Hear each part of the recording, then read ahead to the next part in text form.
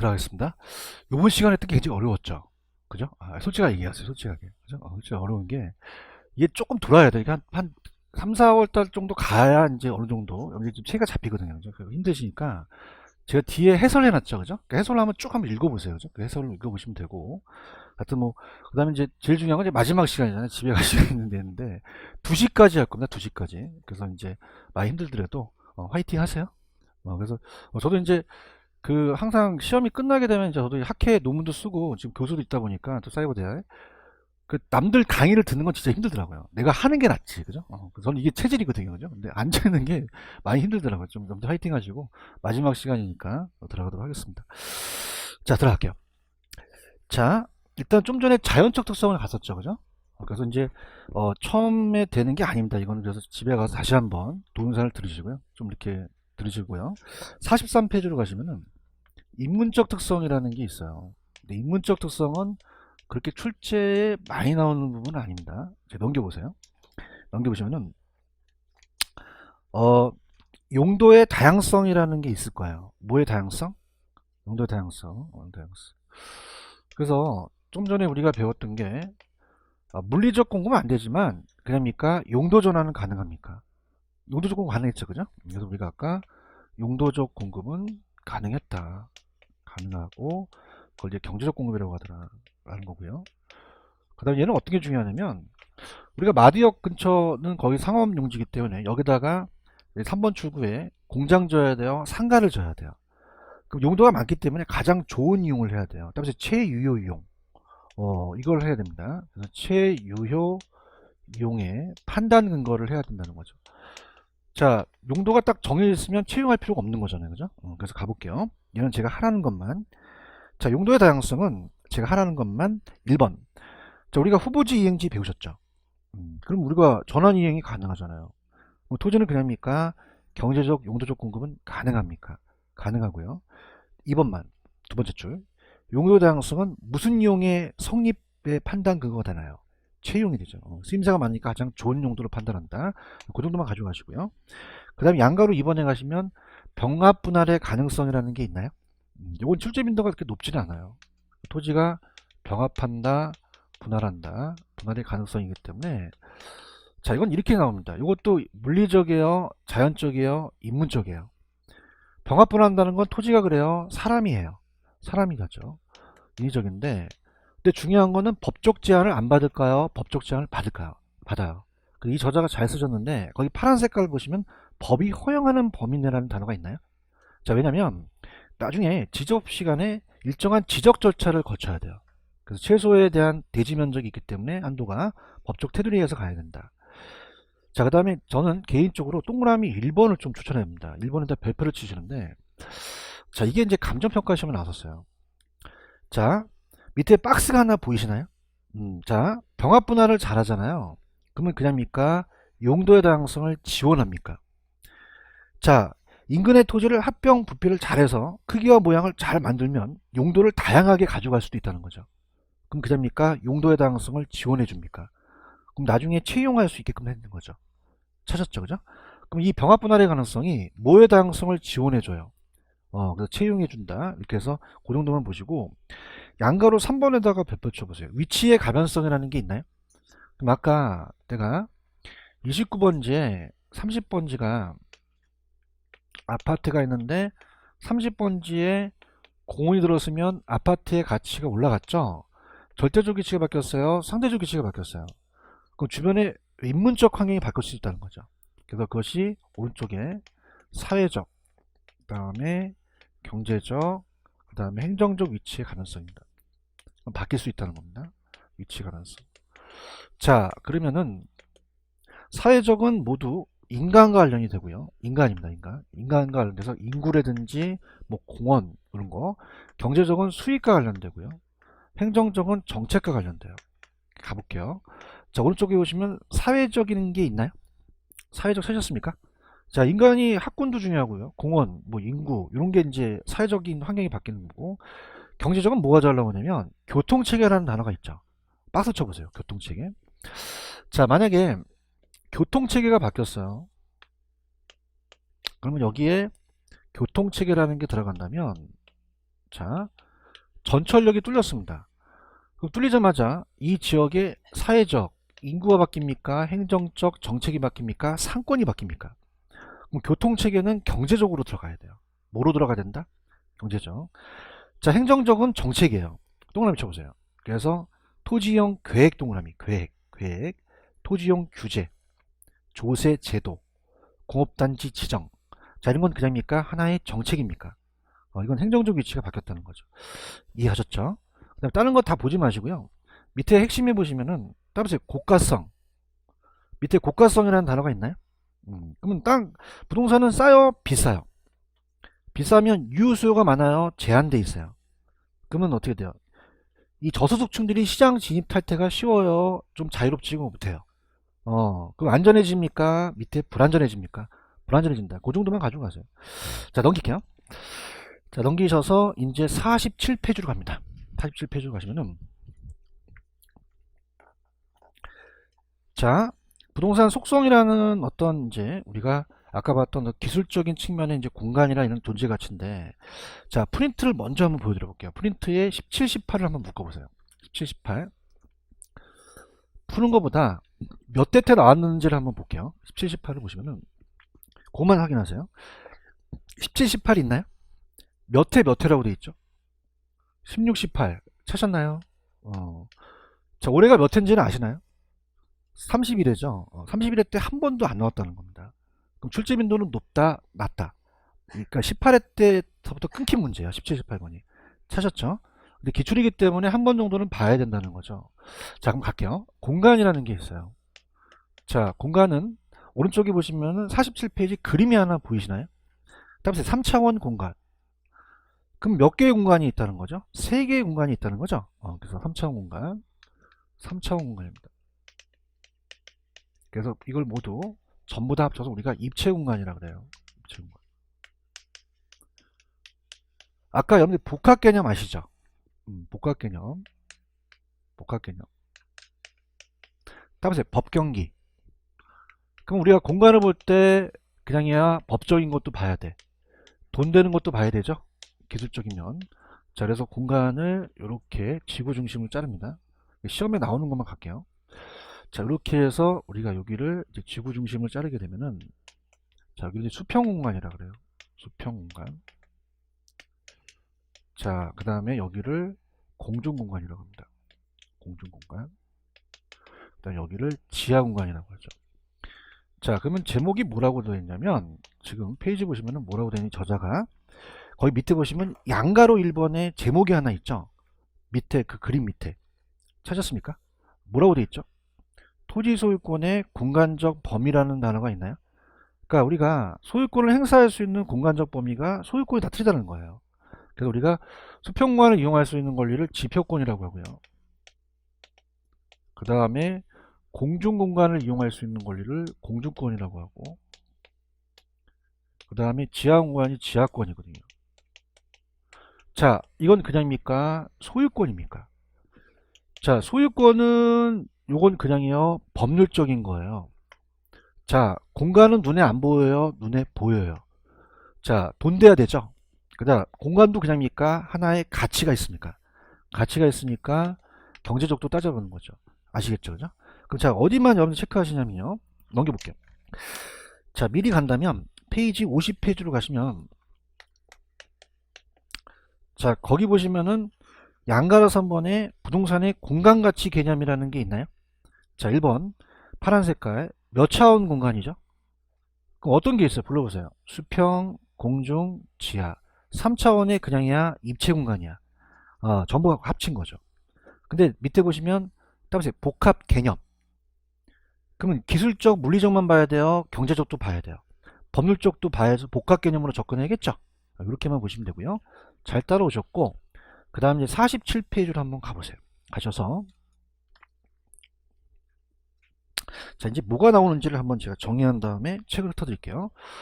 자, 우리가 민법 212조는, 자, 이 212조의 토지 소유권이라는 거는 정당한 이익 있는 범위예요. 무한정입니까? 정당한 이익 있는 범위입니까? 이게 이제 개인이 사적 소유권이 인정되는 공간적 범위를 얘기를 해요. 자, 들어보세요. 자, 지하 공간은 어떤 광물을 채굴할 수 있는 권리와 지하실 같은 구조를 이용할 수 있는 권리가 있는데 나라마다 다 똑같을까요? 다를까요? 달라요. 그래서 우리나라는 지하수는 이용할 수가 있어요. 개인이. 그럼 개인이 가져갈 수 있는 권리를 사적 지하권이라고 합니다. 지하권이라고요. 네, 근데 미채굴된 광물. 자, 우리가 만약에 갑돌이가 땅을 파다가 석탄, 석유, 가스가 나올 수 있죠. 그럼 이거는 국유권으로서 개인이 갖고 못 미쳐요. 그럼 소유권이 인정한다, 안 한다? 안 한다는 거죠. 그걸 우리가 공적 지하권이라고 그래요. 그러면 자, 아직 공주권은 안 갔지만 무한정입니까? 정당한 이기는 범위입니까? 그죠? 그럼 그것이 사적 소유권이면 인정된다는 거죠. 들어볼게요. 자, 밑에 47페이지 보시면 양가로 1번에 토지 소유권의 공간적 범위라는 게 있나요? 자, 민법 212조 밑줄 쳐보세요. 토지 소유권은 무한정입니까? 정당한 이익이 있는 범위입니까? 그게 개인의 사적 소유권이 인정되는 범위까지만 미친다는 거예요. 이해 갔나요? 그럼 토지 상하에 미친다. 그럼 그것이 두 번째 효력 범위를 입체적으로 인정하고 있고, 그 다음에 토지 소유권의 효력 범위는 무한정으로 확대되는 것이다. 무한정으로 확대되는 것은 아니다. 아니다. 밑줄 사회적 통념이나 법이 테두리 범위 내에서만 경제적 가치가 인정되는 한도까지라는 게 있죠. 사셨습니까? 이렇게. 근데 이런 가치들이 나라마다 똑같아요? 다 달라요. 다르고 시대에 따라 발현할 수도 있죠. 자, 밑에 보시면은 지표권이라는 단어가 있나요? 아까 지표권은 그냥입니까? 수평 공간을 이용할 수 있습니까? 수평. 그럼 갑돌이가 땅을 사면 여기다 그냥요 건물을 올릴 수도 있어요. 경작을 할 수도 있죠. 지표권은 그냥 의미만 가져가세요. 밑줄만. 자, 지표권은 그냥요 수평 공간을 사용할 수 있어요. 그럼 지표상에 수평 공간이라는 단어가 있나요? 배타적으로 이용하여 작물을 경작하거나 건물을 건축하거나 구축물을 세우거나 물을 사용할 수 있는 권리까지 들어가는데 물에 관한 권리는 보지 마세요. 한 번도 출제가 안 됐어요. 넘길게요. 그럼 좀 전에 제가 얘기한 게 우리가 지하권이었어요. 그러면 49페이지로 한번 가보세요. 먼저 49페이지 가시면 지하권이라는 단어가 있나요? 그러면 지하권은 토지 소유권자의 토지구역상 지하 지중공간을 어떤 이익을 획득하거나 이를 이용할 수 있는 권리가 있는데 나라마다 다 똑같아요? 달라요? 다르죠. 그럼 자, 동그라미 기억번 토지 소유권은 토지로부터 구성분과 토지로부터 독립성이 없는 부착물에 그 효력이 미친다고 되어 있나요? 찾았습니까? 자, 아까 제가 여러분들 건물은 그냥요 토지와 별도 등기를 해요. 그냥요 독립성이 있어요. 그럼 토지 내용이 포함이 안 되죠. 그런가요? 근데 아까 담장이나 축대 같은 거는 토지 일부죠. 그럼 얘가 바로 토지 일부라는 얘기죠. 독립성이 있는 없는 부착물에 그 효력이 미친다는 거예요. 이해하셨습니까? 따라서 아까 우리나라는 지하수에 대해서는 그냥요 개발하여 이용할 수가 있어요. 있죠. 근데 니은의 별표 강업권에 개체가 되는 광물 기억하세요? 우리나라는 채굴할 수가 있나요? 채굴할 수가 없나요? 그럼 권리가 미친다, 미치지 못한다. 미치지 못한다는 거죠. 찾았습니까? 여기까지만. 그 다음에 디귿번에 보시면은 자, 여러분들이 요즘 지하철과 지하시설물 등 지하공간의 이용이 증대됨에 따라서 토지 소유권의 범위에 대해서는 이제 법원의 판단에 의존한다고 되어 있죠? 그것만 가지고 가시고요. 그 다음에 이제 리을번에 이제 조금 어려운 게 밑에 파란 색깔 보시면 따라보세요. 구분지상권. 구분지상권이라는 단어가 있나요? 여기 이제 민법에서 배우세요. 어디서 배우신다? 잠깐만 터치하겠습니다. 구분지상권은 들어볼게요. 지상권이에요. 자, 그래서 이게 건물주가 있으면은 건물주가 갑돌이 소유자예요. 을돌이가 지상권을 설정해서 땅을 사용할 수가 있어요. 그러면 지상권 계약 안 된다. 계약 맺을 수 있다. 맺어서 땅을 빌리는 게 지상권. 따라서 지상권. 구분지상권은 뭐냐면 공중과 지하가 다 된다는 얘기예요. 그죠? 그래서 우리가 나중에 민법 시간에 구분지상권은 여러분 어디 가시면 건물 위에 강고탁 같은 거 보시죠. 그럼 이걸 빌려서 사용할 수도 있어요. 그럼 그냥입니까? 공중도 사용할 수가 있습니까? 있고요. 자, 국가가 지하철을 뚫리게 되면 그냥입니까? 지하 공간을 이용해야 됩니까? 구분지상권 설정할 수 있거든요. 그럼 구분지상권은 공중지하가 다 됩니다. 공중만 된다, 지하도 된다. 지하도 돼요.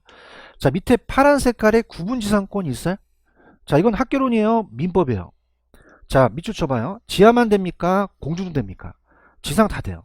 상하의 범위에 구분해서 기타 공점을 소유하기 위해서 설정한 물건으로서 지상권자는 실제 사용하지 않는 지중 공중에 어떻습니까? 거기에 이제 그 권리가 미친다는 게 있죠. 찾았습니까? 그러면 설정을 할 수 있거나 이 빌릴 수 있다는 건 공중만 돼요? 지하도 돼요? 다 된다는 얘기입니다. 그러면 자, 거기 위에 4번이 있어요. 4번. 공공기관이 지하철 건설할 수 있죠? 대답해봐요. 그러면 그냥이야 밑에 지하를 이용해야 돼. 그럼 구분 설정, 구분 지상권을 설정 안 한다? 하여야 한다. 한다는 거죠. 그래서 이 구분 지상권은 공중과 지하가 다 된다는 얘기입니다. 이해하셨습니까? 근데 좌측에 보시면 동그라미 2번에 공중권이라는 단어가 있나요? 따라서 공중권. 공중권은 공중공간을 이용할 수 있는 권리예요. 근데 이것이 아까 여러분들 무한정이었어요? 정당한 이익 있는 범위예요. 그럼 사적 소유권이 인정되는 범위까지만 미친다는 얘기예요. 맞아요? 그럼 절 보세요. 여러분들 일조권이라는 얘기 들어보셨어요? 햇빛을 받을 수 있는 권리. 조망권이라는 얘기 들어보셨죠? 한강이 보이는 거.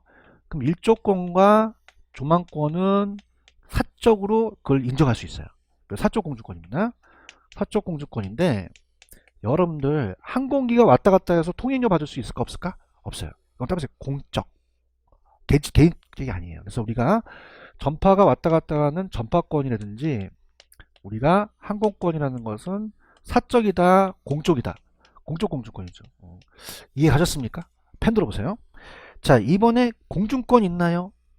자, 당연히 공중공간을 일정한 고도까지 포괄적으로 이용할 수 있는 권리죠. 자, 그래서 밑에 가시면 기억, 니은을 묶어보세요. 공적하고 사적 있어요? 그럼 제가 하나만 얘기할 테니 얘기해보세요. 일조권은 어디에 들어가요? 사적. 항공권은요? 공적이라는 거죠. 아시겠습니까? 그럼 공적 공주권은 밑줄만 일정 범위 이상의 공중관에 대해서 자, 그냥입니까? 공공기관입니까? 공익 목적으로 이용할 수 있는 권리예요. 그래서 항공기의 통행, 항공권, 전파의 발장, 전파권은 사적이다, 공적이다? 공적이 들어가고요. 사적 있어요, 사적? 그럼 이건 일정 범위까지 토지 소유자의 개인적으로 이용 관리할 수 있죠? 그럼 세 번째 줄에 그냥입니까? 일조권, 조망권입니까? 밑에서 두 번째. 여러분 조망권 갖고 막 분쟁 생길 수도 있죠. 그러면 그냥이야 법원의 판단을 내려. 판단을 내린다는 거. 그것까지만. 아시겠어요? 그 다음에 밑에 보시면은 공중공간의 활용이라는 게 있죠. 그럼 오른쪽에 보시면은 49페이지 가시면 용적률 인센티브라는 단어가 있나요? 자, 이게 뭐냐면 원래는 우리나라 제도가 아니었어요. 인센티브는 영어잖아요. 그죠? 그래서 우리나라가 아니었는데 들어왔긴 했어요. 이게 어떤 거냐면 용적률에 대해서 인센티브를 주는 거예요. 자, 용적률이라는 건 건물을 올리는 거죠. 맞나요? 그럼 미국도 그냥이야 용도 제한이 있어. 야, 너 10층만 줘. 그랬더니 마이크를 해서 어머 no 그러는 거예요. 너 왜 그래 인마? 너 5층 더 짓고 싶어요. 물론 영어로 할 수 있어 못 알아들을까 봐. 어머 그래? 그러면 너 공원 하나 만들어. 그러면 너한테 용적률 인센티브 줄게 이러는 거예요. 대학교 교과서 나와 있어요. 그죠? 맞아요? 그럼 이건 기관입니까? 공중공간입니까? 공중공간이에요. 근데 오른쪽에 우리나라 들어왔다 그랬죠? 오른쪽 보고 있어요? 공법에 나와요. 아파트 등 사업 시행자가 따보세요. 지구 단위 계획 구역이라고 공법에 보이세요. 거기에 속해 있을 때 사업 시행자가 공원 녹지 도로와 같이 공공유를 무상으로 제공하면 공적 기관이 용적률을 허가하는 기준보다 올려주는 제도를 얘기를 해요. 찾았습니까? 그러니까 이게 비슷한 게 여러분 재건축이라고 들어보셨잖아요. 그냥요 조합원들이 있어요. 그 조합원들이 이익이 생겨 되잖아요. 용적률을 높여주면서 너 공원 하나 만들어 할 수 있다는 거죠. 맞아요? 그럼 그냥요 건물을 올리는 거예요. 지하입니까? 공중입니까? 공중공간을 알려야 돼요. 그렇죠? 그다음 밑에 가시면은 맨 밑에 보시면 개발권 양도제, 개발권 양도제도라는 게 있죠. 이거는 우리나라 제도가 아닌데 그냥 이거는 이 개발권이라는 자체가 이전 제도는 용적률을 사고 파는 거예요. 그죠? 그래서 근데 보는데 그냥 요거는 그냥 이 양도제도 따라서 공중공간, 공중공간에서 양도해서 파는 건데 이건 나중에 후술할 테고. 자, 그러면 갈게요. 문제로 갑니다. 아까 17, 18을 묶었어요. 17, 18. 그럼 여러분들이 17부터 얘기하세요. 17번이 맞나 틀리나. 17번은 우리나라라고 적어놓은 게 좋아요. 우리나라에서는 어떻게 하냐. 17번에 그렇게 한번 보세요.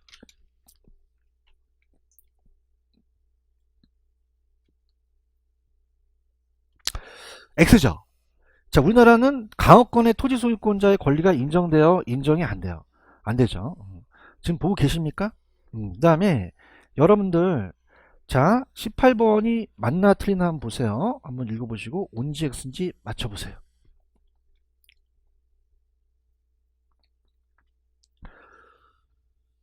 자 이건 좀 어려운데요. 구분지상권 기억나세요? 구분지상권은 이게 학개론이에요, 민법이에요. 그럼 지상권 계약을 공중만 됩니까? 지하도 됩니까? 지하도 돼요. 그런가요? 근데 아까 용적률 인센티브제는 용적률을 주는 거였잖아요. 그럼 공중이 되죠. 그럼 이건 공중으로 바뀌셔야 됩니다. 뭐로 바꿔야 된다? 그럼 지하라고 한다면 안 되죠. 공중이 된다는 거예요. 오케이? 그러면 뒤에 해설을 좀 보세요. 18번 해설에 가보세요. 18번 해설이 있어요. 자, 아까 구분지상권은 민법이라고 얘기했나요? 그럼 지상권 계약 맺을 수 있죠. 공중만 돼요? 지하도 돼요? 얘는 맞아요. 지하라고 해도 맞거든요. 대답 좀 해주세요. 근데 아까 배웠잖아요. 용적률 인센티브 배웠잖아요. 그럼 건물을 올리게 해주는 거잖아요. 지하입니까? 공중입니까? 그러면 다 공중으로 바꾸셔야 되는 거죠. 이 TDR도 공중에 대한 거를 개발권을 얘기하는 거거든요. 아시겠죠? 그죠? 그럼 지하가 맞다, 공중이 맞다. 공중이 맞다. 되셨습니다. 53페이지로 갈게요. 53페이지. 자, 53페이지 가셔서 53페이지 가시면 제3장에 부동산의 EM이 부동산 활동이라는 게 있죠. 여긴 별표 하나만 쳐놓으세요. 하나만. 그래서 아까도 말씀드렸지만은 제가 별표 3개짜리가 거의 나오고 여기는 거의 나온다면 뭐 10년에 한 번씩 나오고 막 그래요. 그죠? 그럼 별로 중요하진 않죠. 그죠? 그러면 부동산학의 정의라는 단어가 있어요? 그래서 밑에 박스를 이제 보고 제가 얘기를 하겠습니다. 그래서 1970년에 김영진 교수라는 분이 처음 부동산학을 강의합니다. 이분만 나오면 제가 욱한데 제 지도 교수님이 이창석 교수인데 그분의 그 지도 교수님이 김영진 교수님이에요. 이분이 공인중개사를 만들었어요. 그죠? 그래서 그때 밑에 박스를 보시면은 그 정의가 박스로 쳐 있죠. 지금 보고 있어요? 그래서 이분은 뭐라고 하셨냐? 자, 부동산 활동이라는 자체가 들어가 볼게요. 인간이 주체고요. 인간이 주체고 부동산을 대상으로 합니다. 대상으로. 다시 갈게요. 그냥입니까? 인간이 주체입니까? 부동산을 대상으로 하죠. 아시겠습니까? 그래서 인간이 부동산을 가지고 하는 행위를 활동이라 그래요. 부동산 활동이라고 하고 부동산으로 나타나는 여러 가지 모습을 부동산 현상이라 그래요. 근데 여러분들 우리 부동산은 자연과학일까요? 사회과학일까요? 부동산만 연구해요? 인간도 연구를 해요? 같이 연구하죠. 그러면 인간 이 두 관계가 악화돼야 돼요? 관계를 개선해 나가야 돼요? 개선해 나가죠. 그래서 관계를 개선해 나간다. 자, 그래서 이게 연구 목적이에요. 그럼 부동산 활동을 가만히 있어야 돼요? 잘해야 돼요. 다음에 능률화. 능률화라는 게 나오거든요. 능률화. 자, 아까 부중성이라는 거 배웠죠. 부중성은 땅을 증가시킬 수가 있나요? 없나요?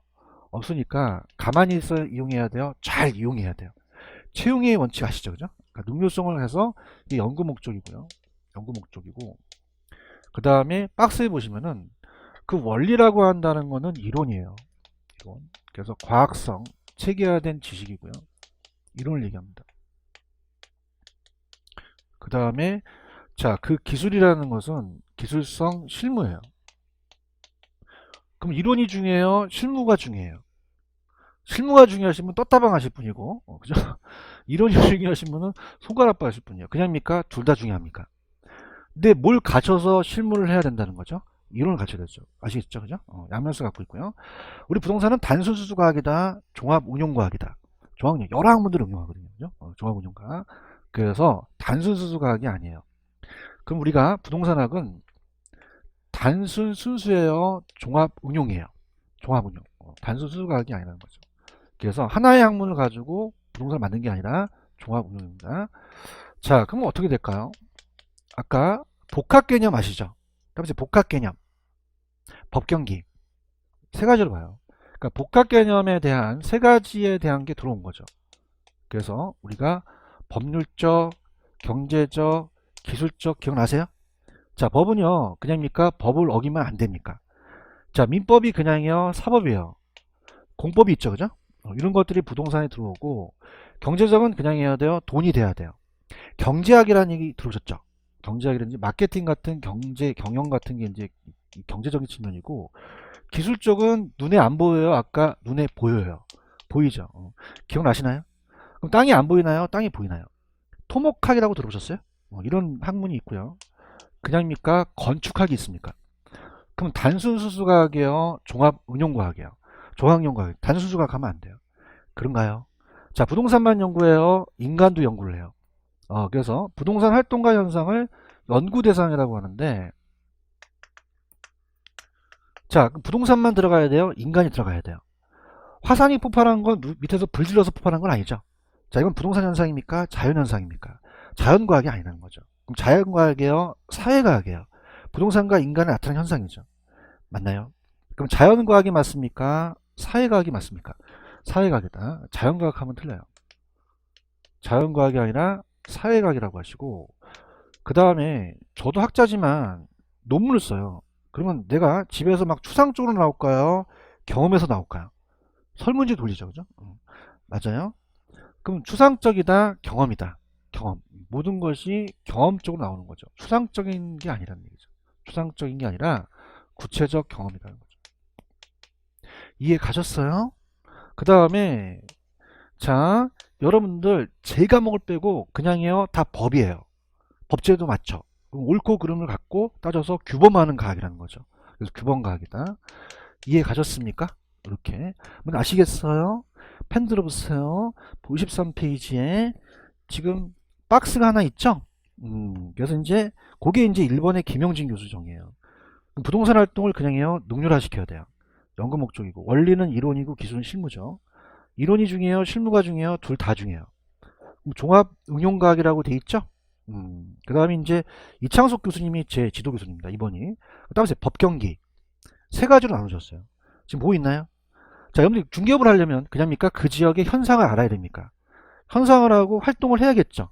그래서 전개하는 법경기로서 종합응용과학이다. 이해하셨습니까? 그 다음 밑에 가시면 3번. 링가 다소는 우리나라 학자예요? 외국 학자야? 어떻게 하셨어? 영어로 됐으니까. 좀 즐기자. 링가 다소 우리나라 학자가 아닐 거 아니에요? 번역한 거예요, 번역. 그럼 우리가 3번. 부동산학은 토지와 토지상에 부착되어 있거나 연결되어 있는 여러 가지 항구적이라는 단어가 있나요? 자, 그러면 아까 정착물이라고 배우셨죠? 이 토지 계량물이 정착물이에요. 무슨 물이다? 그럼 일시적이어야 돼요? 항구적이어야 돼요? 항구적이죠. 토지와 토지상에 있는 연결되어 있는 거. 그 다음에 직업적, 물적, 법적, 금융적이 종합적이라는 얘기예요. 이해하셨습니까? 이렇게. 그래서 영미에서는 이제 직업, 물적, 법적, 금융적은 이제 복합이다. 이렇게 해서 종합이다. 그렇게 가져가시면 돼요. 할 수 있겠어요? 자, 밑에 단순 순수예요? 종합 응용이에요? 종합 응용이고. 넘겨보세요. 넘기시면은 자연과학이에요? 사회과학이에요? 부동산만 연구해요? 인간도 연구를 해요? 자연현상을 연구하는 게 아니죠. 인간과 부동산의 상호 간의 작용 연구예요. 아시겠습니까? 추상적입니까? 경험입니까? 구체적 경험이고 부동산은 규범에서 바람직한 방향으로 가는 거죠. 이해하셨죠? 그럼 1번 풀어보세요. 1번 되게 쉬워요. 1번은 엄청 쉬워서 쓰러져요.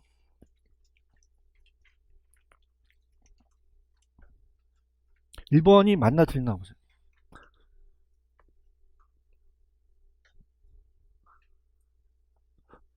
X인가요? 어떤 단어가 나와서 X인가요? 순수죠, 순수. 순수하면 안 돼요. 순수입니까? 종합 응용입니까? 그러니까 우리가 물리학이나 지구학 같은 게 아니죠. 여러 학문을 종합한 거죠. 오케이? 그럼 순수가 맞다, 종합 응용이 맞다. 종합 응용. 할 수 있겠어요? 54페이지로 갑니다. 자, 54페이지로 가시면은, 자, 부동산에 대한 우리가 지도 이념인데, 밑에 일반적 이념의 박스가 하나 있어요.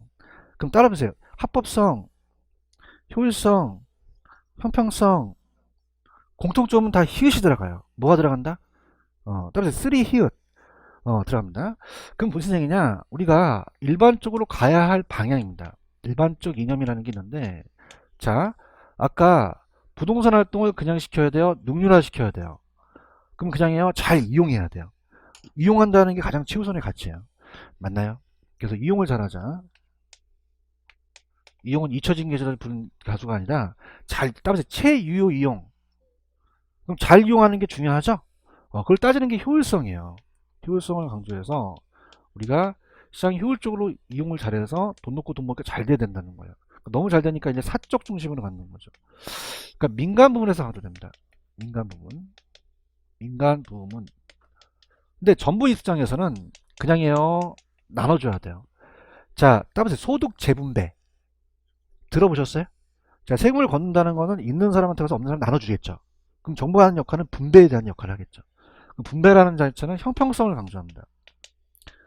형평성은 공적 주체 중심이에요. 그래서 이거는 우리가 공공 부분이라고 나왔는데요. 자, 근데 한쪽에 치우쳐야 돼요. 조화롭게 가야 돼요. 조화롭게 가야 되죠. 자, 볼게요. 자, 들어보세요. 이거는 사익이고요. 이건 개인의 공익 입장이라는 거죠. 자, 이게 상충관계 있습니다. 자, 그럼 만약에 정부가 도로를 뚫으려고 그래요. 도로를 뚫으려고 그러는데 개인의 땅이 이렇게 나와 있어요. 그럼 여러분들 토지를 수용한다는 얘기 들어보셨나요? 그러면 우리가 사익하고 공익이 강조되면, 자, 상충하면 공익이 이겨요. 누가 이긴다? 그럼 그냥입니까? 토지를 수용할 수 있습니까? 가능해요. 그런가요? 근데 그냥입니까? 보상을 해줘야 됩니까? 그냥요, 반드시 해줘야 돼요. 법에 나와 있거든요. 맞나요? 근데 그럼 한쪽에 치우쳐 있기 아니라 조화롭게 간다면 그냥입니까? 법을 어기면 안 됩니까? 안 된다는 거예요. 이해 갔나? 그러면 그냥이 돼 합법성 있게 해야 돼. 합법성 있게 해야 되는 거죠. 그래요? 그래서 법의 테두리를 벗어나면 안 된다는 거죠. 이해 갔나요? 자, 볼게요. 자, 부동산 활동을 능률화시키는 거는 그냥이야 이용을 잘해야 돼. 이건 누구 입장에서 보는 거지? 개인. 무슨 부분? 민간. 그럼 개인은 어떤 성을 강조하고? 효율성. 정부는요? 그럼 서로 상충하게 되면 그냥이다 법의 테두리 내에 있어야겠죠? 그럼 자, 일반적 이념은요. 그냥이야 예를 들어 히읗이 들어가. 자, 따라서 3 히읗. 그럼 만약에 여기에 능률성이 들어가면 돼, 안 돼? 안 된다는 거죠. 어떻게 하셨어요? 히읗이 없으니까. 마지막에 감이 떨어져. 이해하셨어요? 자, 그래서 자, 지금 여러분들 거기 보시면은 54페이지에 지금 박스가 하나 있죠? 자, 무슨 성? 합법성, 효율성, 형평성이 일반적 이념이에요. 그럼 오른쪽 가보세요. 동그라미 2번. 부동산에서 추구하는 가치는 가장 중요한 건 무슨 성 먼저 강조해야 됩니까? 효율성이에요. 보고 있나요? 왜냐하면 수요에 비해서 공급이 부족하잖아요. 한정된 자원이기 때문에 효율성을 강조를 해요. 그럼 두 번째, 사회 전체적 봤을 때는 효율성이 아니라 형평성도 중요하죠? 그러면 밑에 그냥요 두 가지를 조화롭게 가야 돼요. 그럼 균형점을 찾아서 합법적으로 테두리 내에서 가야 하는 거죠. 아시겠습니까? 자, 그러면 자, 요걸 제가 한번 풀어볼게요. 저 보세요. 여러분들 민간 부분에서 강조되는 거는 형평성이 강조됩니까? 효율성입니까? 효율성이에요. 그래서 넘겨보세요. 어떻게 시험지 나왔었냐면 넘기시면 예제 문제 하나가 있죠. 그럼 다 풀지 마시고요. 이 학문적 성격에 틀린 게 4번인데 이 4번이 왜 틀린지 지적하세요. 왜 틀렸을까요? 자, 여기 민간이라는 부분이 있잖아요. 그 민간 부분에 강조할 때는 어떤 성이 더 강조됩니까? 효율성이 강조되는 거지 형평성이 강조되는 게 아니죠. 이거 하실 수 있겠습니까? 이렇게 잡으시고요. 그 다음에 이제 55페이지로 가시면은 55페이지 가시면 자, 이 3번에 종합식 접근이라는 게 있죠. 별표 쳐보세요. 따라서 종합식 단순수수과학이에요, 종합운용과학이에요. 그러니까 종합식 접근으로 가는 게 가장 우수한 방법이에요. 그래서 얘는 법경기를 복합 개념을 보고 직간접적으로 관련돼서 우리 여러 가지에 대한 결과를 최대한 시스템 체계화시켜서 우리나라의 단기간에 종합운용과학에 정착시키는 것은 무슨 식이다? 종합식이라는 거죠. 체크하셨죠? 그 다음에 밑에 가시면 의사결정이라는 게 있나요? 의사결정은 사적 주체 중심이에요. 파란 색깔. 인간은 합리적인 존재이기 때문에 자기 이윤이 극대화된 목표로 논리적으로 합리적인 행동을 하겠죠. 그러면은 의사결정은 세 번째 줄 보시면은 공적 주체 중심이에요, 사적이에요. 그 형평성이 강조돼요, 효율성이 강조돼요. 효율성이 강조되죠. 그런가요? 그래서 우리가 투자 금융 개발 파트와 연결이 되거든요. 이해하셨습니까? 이렇게 갔고요. 그 다음 이제 넘겨보시면은 뭐 제가 우리가 이제 56페이지가 있는데 그 56페이지서부터는 제가 다음 시간에 해드리겠고요. 자, 지금 남아있는 시간에 프린트는 다 풀고 가야 되니까 일단 제가 59페이지 좀 끊을게요. 59페이지 가시면은 자, 문제를 풀어야 되니까 59페이지 가셨습니까? 가시게 되면은 자, 거기 활동이라는 단어가 있죠. 자, 그럼 아까 과학성, 기술성 있어요? 과학성은 그냥 있어요? 이론이었어요? 기술성은 실무였죠? 그럼 이론이 중요해요? 실무가 중요해요? 둘 다 중요해요. 둘 다 중요하죠. 원리는 과학성이고 실무는 우리가 기술성이니까 양면성을 가져야 된다는 얘기가 있나요? 찾으셨습니까? 그 다음에 사익성, 공익성은 둘 다 중요한 거고, 윤리라는 게 있죠. 별표 하나 쳐보세요. 자, 생각해보세요. 우리가 국가성이고 사회성, 공공성이 강조된다면 이 업자는 높은 윤리성이 요구돼요. 근데 거래 당사자도 윤리를 안 지켜야 돼요? 윤리를 지켜야 돼요? 지켜야 되죠. 그런가요? 그래서 두 번째, 거래 당사자는 물론 우리가 부동산 업자에도 높은 윤리성이 요구된다는 거죠. 이해하셨죠? 근데 고용은 종업원과의 관계고, 조직윤리는 동업자, 업자와 업자의 관계고, 서비스는 의뢰인이고, 공직은 일반 대중인데, 고용하고 조직을 묶어보세요. 자, 이게 한번 시험에 나왔었거든요. 자, 그러면은 무슨 얘기냐? 자, 이 업자가 종업원과의 관계가, 자, 중개업자가 그냥입니까? 종업원을 고용합니까? 고용하죠. 내가 중개업자라면 종업원에 대한 윤리를 지킬 것을 내가 책임이 있다는 거죠. 이걸 따라서 고용윤리. 고용윤리고요. 자, 업자와 업자에 대한 관계는, 이 업자라는 건 나와 같이 사무실 일하는 업자가 아니라 다른 공인중개업자를 얘기를 해요. 아파트 세대가 많잖아요. 그럼 중개업자가 하나입니까? 굉장히 많습니까? 선의의 경쟁을 하자는 거죠. 조직윤리라는 거죠. 이해하셨습니까? 그런데 거기 보시면은 고용윤리에 고용주와 피고용주의 관계, 조직 내부에 지켜야 할 책무와 도리라고 되어 있나요? 조직 그냥이요, 내부예요. 그렇다고 조직윤리 찍으시면 안 돼요. 이건 조직 내부에서 지켜야 될 그 내부 조직에서의 조직원간이죠. 아시겠습니까? 그런데 밑에 조직윤리라는 단어가 있나요? 조직은 조직 내부입니까? 조직간입니까? 외부 조직간이죠. 그래서 이 부동산 업자와 업자끼리 이 단체가 협회거든요. 이해하셨죠? 그 정도만 넘기세요. 넘기셔서, 자, 우리가 여러분들 중개 3요소는요, 의뢰인만 있어요? 중개업자도 있어요? 대상 물건도 있죠? 그럼 사람에 대한 활동은 대문 활동이겠어요? 대인 활동이겠어요? 물건에 대한 활동은 대문 활동이기도 하죠. 그럼 대인 활동이만 합니까? 대문 활동도 합니까? 두 가지 하는 거죠. 대인 대물 다 있어요? 그 다음에 아까 임장활동, 정보활동 기억나십니까? 토지가 움직이지 못한다는 그냥이요, 부동성 때문에 그래요. 그 다음에 중요한 건 1번 임장활동은요, 내가 임장한다는 거는 사람을 보러 가요, 물건을 보러 가요. 그러면 대문활동의 연장이 되겠죠. 지금 보고 있습니까? 그 다음에 2번에 가시면 아까 배웠던 무슨성, 부동성 찾으셨어요? 그 다음에 전문성이 있는데 그냥 이건 참고하시는 게, 1차 수준은 전문가예요, 좀 비전문가예요? 비전문가가 활동하는 건 1차고요. 2차는 공인중개사는 평가사는 아니지만 업무에 종사하죠.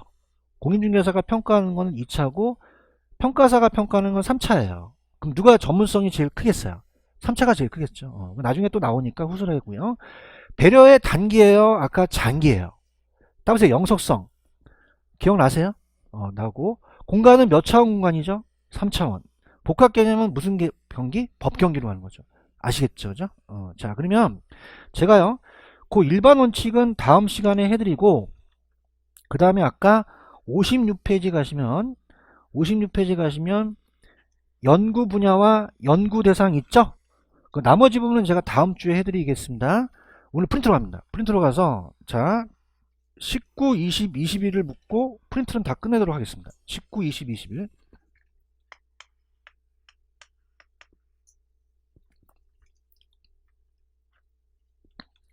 천천히 한번 풀어보세요. 좀 전에 했던 겁니다.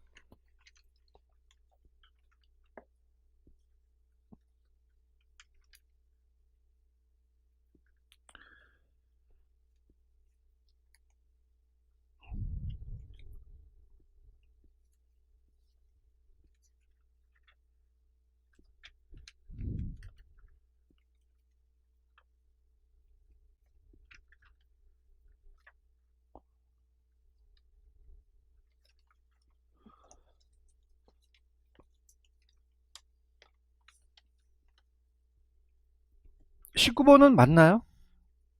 X죠. 왜 틀었을까요? 거래 당사는 윤리적 행동할 필요가 없나요? 필요하죠. 그런가요? 그래서 중개업자는 높은 윤리성이지만 거래 당사도 윤리를 지켜야 돼요. 그렇죠? 그 다음에 20번도 O예요, X예요? 자, 이렇게 할게요. 활동의 주체가 인간이죠.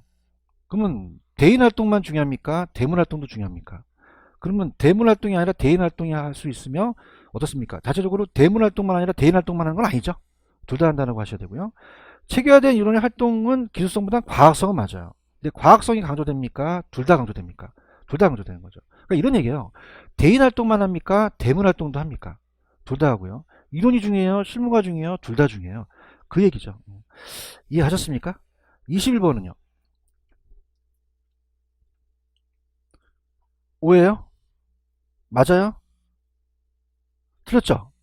자, 갈게요.